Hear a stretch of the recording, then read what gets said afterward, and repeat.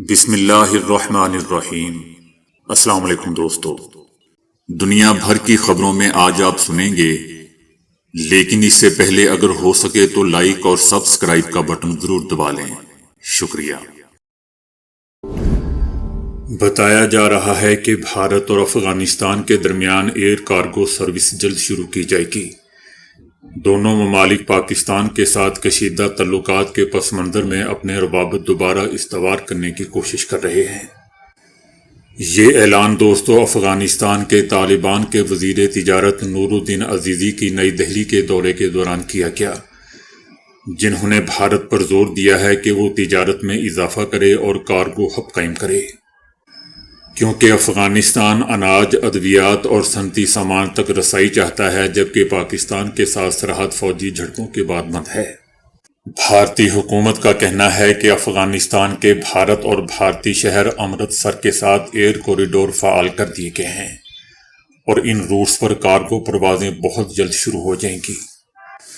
بھارتی حکومت کا کہنا ہے کہ ہماری طرف سے تمام رسمی کارروائیاں مکمل ہو چکی ہیں۔ ہم ان افغان حکومت کی جانب سے تمام دستاویزات کا انتظار کر رہے ہیں، جیسے ہی وہ انہیں مکمل کر لیں گے کارگو پروازیں شروع ہو جائیں گی۔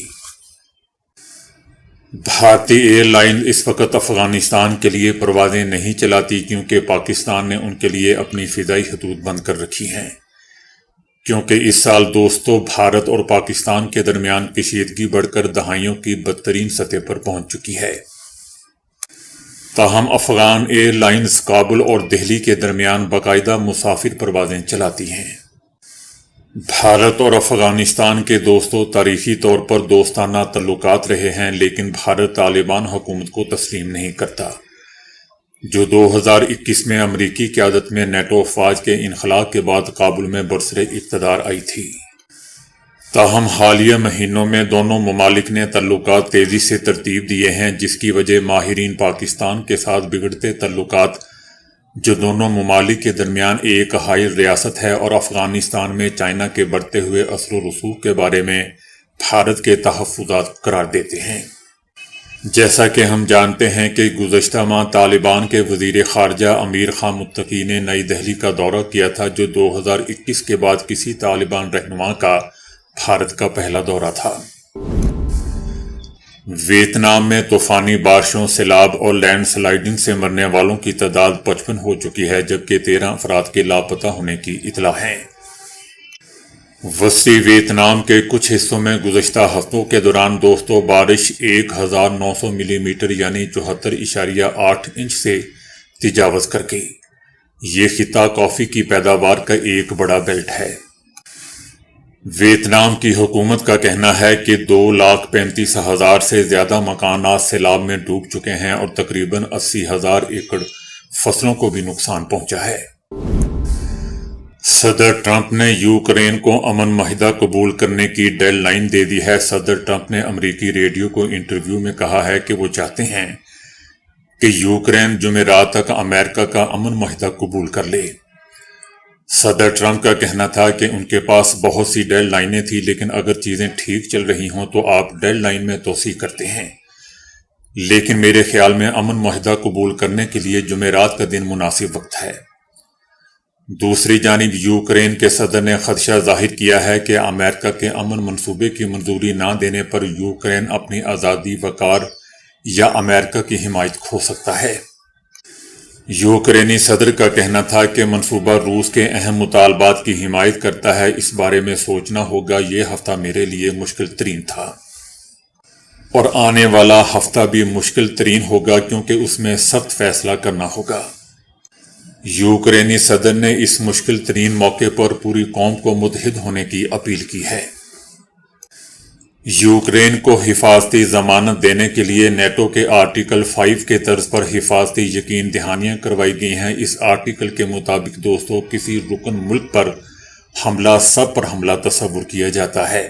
جنگ بندی مسودے کے مطابق معاہدہ دستخط کے بعد 10 سال نافذ العمل رہے گا۔ پاکستان کے ساتھ جنگ میں بھارت کی شکست سے متعلق دنیا بھر سے مسلسل نئی رپورٹ سامنے آ رہی ہیں، اور امریکہ کے بعد اب فرانسیسی کمانڈر نے بھی تصدیق کی ہے کہ 6 اور 7 مئی کی رات پاکستان نے بھارتی رافیل طیارے مار گرائے تھے۔ دنیا کی مسلح افواج نے مئی میں پاکستان اور بھارت کے درمیان ہونے والی فضائی جھڑپ کو بہت قریب سے دیکھا۔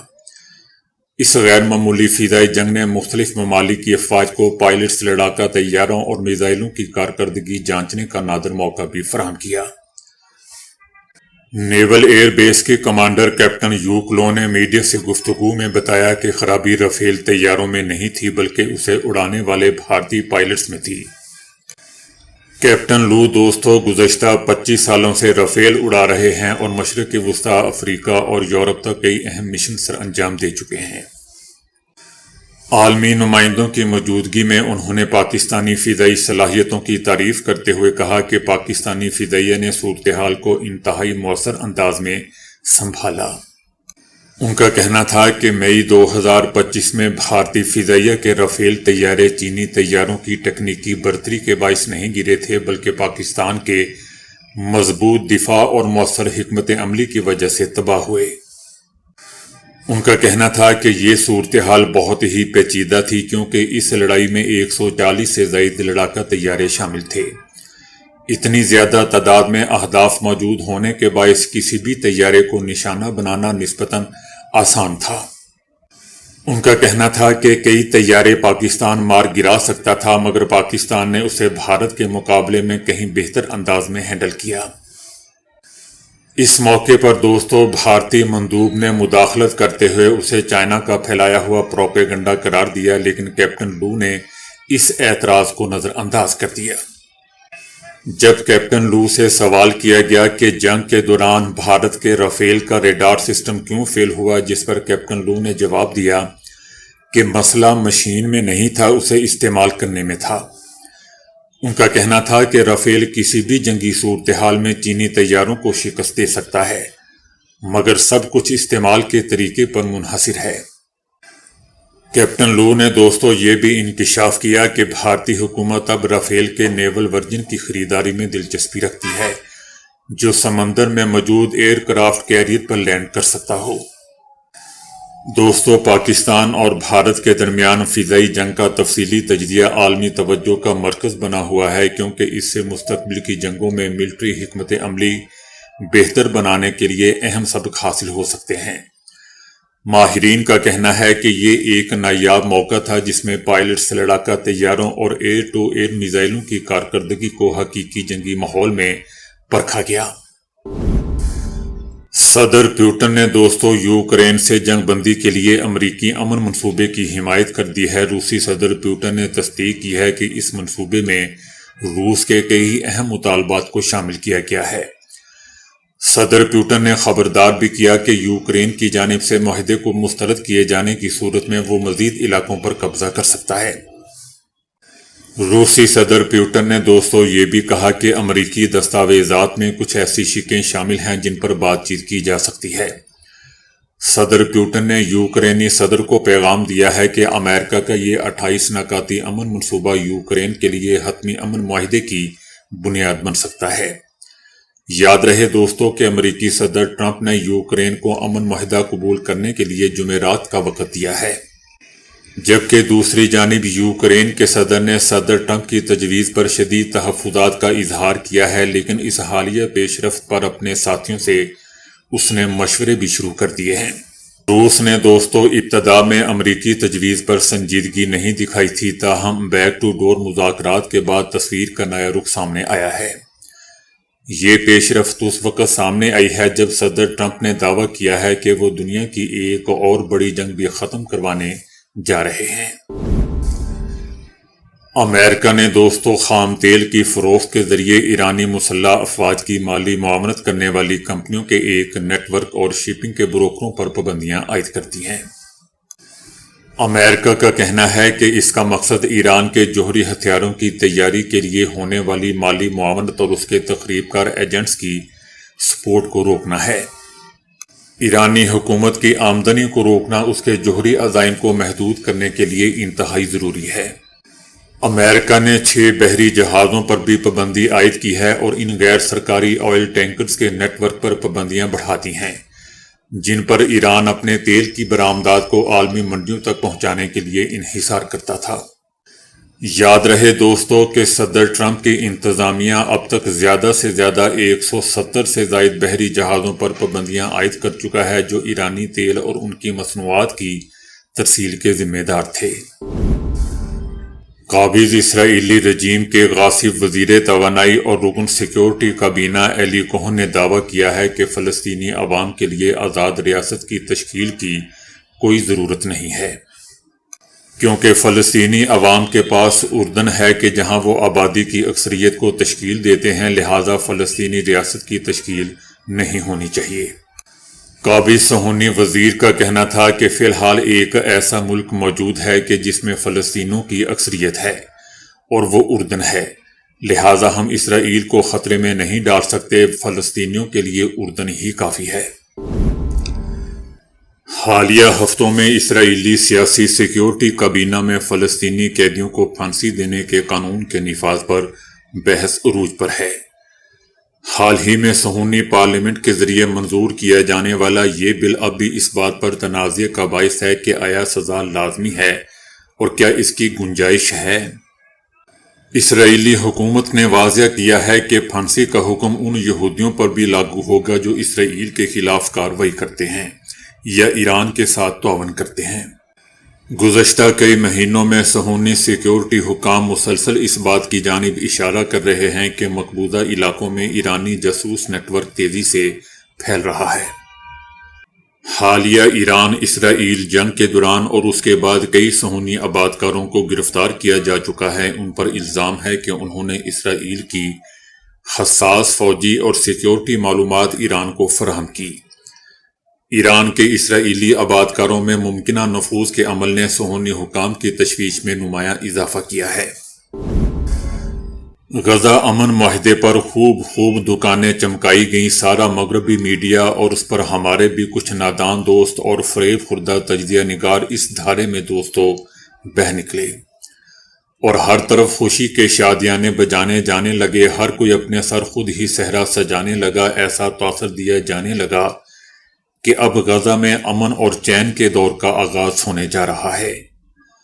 اب سارے اسلامی ممالک غزہ کی تعمیر نو کے لیے جوش و خروش سے آگے بڑھیں گے اور ملبے کے ڈھیر پر بیٹھے حسرت کی تصویر بنے ہوئے لوگوں کے زخموں کا کچھ نہ کچھ مداوا کرنے کی کوشش کریں گے۔ اسی مدہوشی میں ان آوازوں کو بھی خاموش کرنے کے لیے سخت اقدامات شروع کر دیے گئے جو غزہ کے مظلوموں کی حمایت میں اٹھ رہی تھیں۔ کہا گیا کہ غزہ کے لوگ جشن منا رہے ہیں اور یہ لوگ احتجاج کر رہے ہیں۔ دوستو یاد رہے ایسا میں نے بھی کہا تھا۔ بہرحال یہ سب کچھ ایک سوچے سمجھے منصوبے کے تحت کیا گیا، حالانکہ اسرائیل نے نہ تو اس معاہدے پر دستخط کیے اور نہ ہی اس کی پابندی کی۔ معاہدے کے دن سے لے کر آج تک ایک دن بھی ایسا نہیں گزرا کہ جب غزہ اسرائیلی زمینی اور فضائی حملوں سے محفوظ رہا ہو۔ مگر افسوس دوستوں کہ مظلوموں کی حمایت میں اٹھنے والی آوازیں یا تو خاموش کر دی گئیں یا کمزور کر دی گئیں۔ اس منصوبے کے پیچھے بہت سے دیگر اہداف کے علاوہ ایک ہدف مغربی ممالک میں اٹھنے والی وہاں کی عوام کی وہ تحریکیں تھیں جن میں رفتہ رفتہ احتجاجی جلسوں جلوسوں سے بڑھ کر شدت پیدا ہوتی جا رہی تھی، جو مغربی نظام اور حکمرانوں کے لیے خطرے کی گھنٹی بنتی جا رہی تھی۔ اسی لیے دوستو ایک طرف اپنی عوام کو رام کرنے کے لیے ایک فریبی معاہدے کی ضرورت تھی اور دوسری طرف اسلامی ممالک کو اپنے عوام کی آواز دبانے کے لیے جواز فراہم کرنا تھا، اور میرے خیال سے یہ سازش کافی حد تک کامیاب رہی ہے۔ اسلامی ممالک میں پہلے ہی کون سی آواز بلند ہو رہی تھی سوائے 2-4 ممالک کے، ان میں ایک وطن عزیز پاکستان بھی شامل تھا، جہاں کی عوام نے روز اول سے اپنے قائد یعنی بابائے قوم قائد اعظم محمد علی جناح کے فرمان کو صرف دل میں بسا کر نہیں رکھا، بلکہ ہمیشہ میدان عمل میں ثابت کیا کہ نہ صرف یہ کہ وہ اسرائیل کے ناجائز وجود کو کبھی تسلیم نہیں کریں گے، بلکہ فلسطین کی آزادی کے لیے چلنے والی ہر تحریک کا آخری ممکنہ حد تک ساتھ دیں گے۔ دوستو، ہمارا وطن پاکستان اگرچہ اس وقت خود اندرونی اور بیرونی تخریب کاری کا نشانہ بنا ہوا ہے، ہم شمال مغربی سرحد پر جنگ کے دہانے پر بیٹھے ہوئے ہیں اور مشرقی سرحد پر بھی کشیدہ صورتحال ہے۔ بھارت اور افغانستان کا ہمارے خلاف گٹھ جوڑ کوئی نیا نہیں ہے، لیکن سوال یہ ہے کہ پاک بھارت جنگ کو ایک کال پر بند کرانے کا دعویٰ کرنے والے اب کیوں مزے سے تماشا دیکھ رہے ہیں؟ کوئی دوستو بھولا بادشاہ ہی ہوگا جو یہ بات نہ جانتا ہو کہ بھارت کے اسرائیل کے ساتھ کیسے تعلقات ہیں اور اسرائیل کس کے سہارے یعنی امریکہ کے سہارے ساری کاروائیاں اپنی انجام دیتا ہے۔ ایسے میں صاف نظر آ رہا ہے کہ افغانستان سے ہونے والی کاروائیوں کے پیچھے کس کس کا ہاتھ ہے۔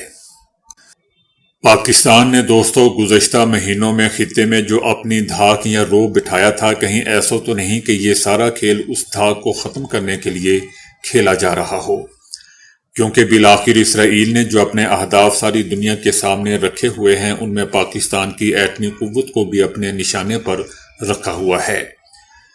گھوم پھر کر بات پھر وہیں آ جاتی ہے کہ پاکستان میں ہونے والی حالیہ تخریب کاری کی کارروائیاں اور سرحدوں پر چھیڑ خانی نہ تو مقامی مسئلہ ہے اور نہ ہی علاقائی، بلکہ اس کے تانے بانے گلوبل گیم سے ملتے ہیں، جس کی ابتدا فلسطین سے کی گئی ہے۔ ابھی تو دوستو ایسا لگ رہا ہے کہ ہمارے حکمراں سب اڈھاک پر ہیں، یعنی عبوری بنیاد ہی چل رہی ہے، آج کا دن گزارو کل کی کل دیکھی جائے گی۔ کوئی آگے کی سوچ نہیں، کوئی حکمت عملی نہیں۔ تو دوستو ابھی کے لیے اتنا ہی۔ ویڈیو کو لائک اور شیئر کرنے کا بہت بہت شکریہ۔